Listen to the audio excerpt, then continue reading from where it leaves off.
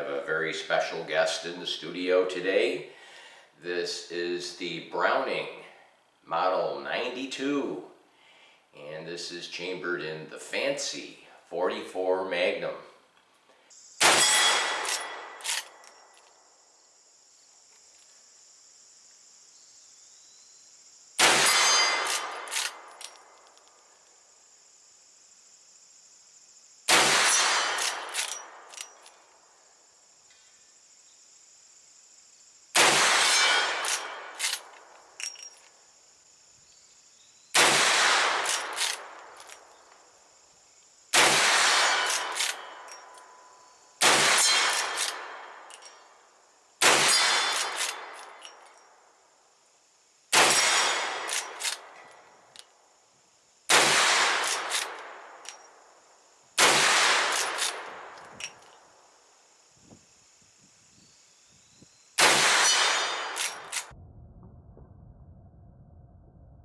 .20-inch barrel, an unlimited number of round capacity there. Looks like around 12 to maybe 15 rounds, and has a nice walnut stock.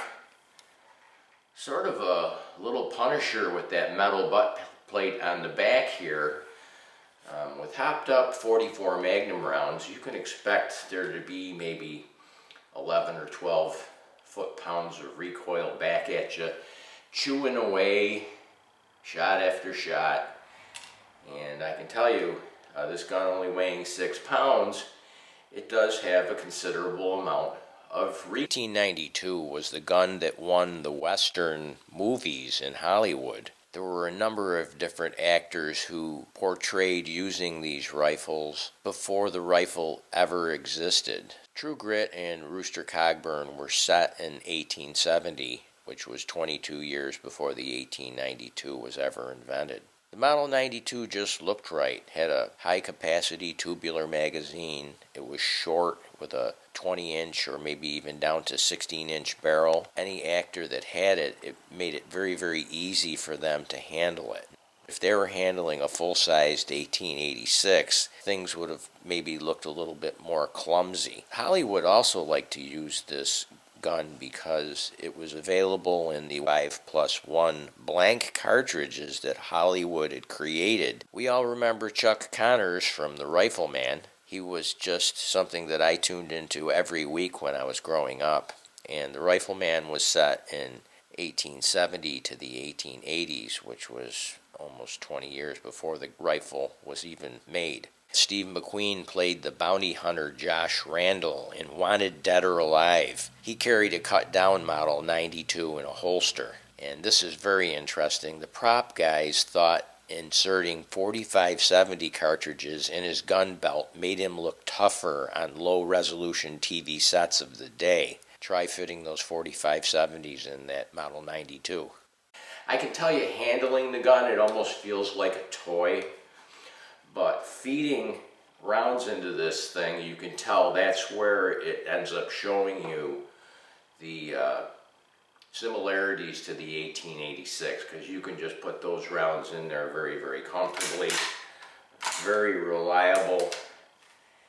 And one thing for accuracy, this has not just one, but it has 2 barrel bands on it. And that is going to have an adverse effect on accuracy as things begin to warm up. This was an unfired rifle when I got it. I got the box, and I find that the boxes take up a lot of space, and since all of the guns that I have been fired, there's really no need for me to say, new in box kind of thing, because after I fire it, like here's the cardboard box that the gun came in. I'm not into that kind of thing. I think that guns were made to be shot. Now, this is a gun that was made by Morocco, and I can say for accuracy wise, these sights, these buckhorn sights, are probably some of the worst sight picture I've ever had in a rifle. I mean, they almost like resemble my Daisy BB gun. One other thing I like about this is it has no tang safeties or anything like that. And just a slick little gun.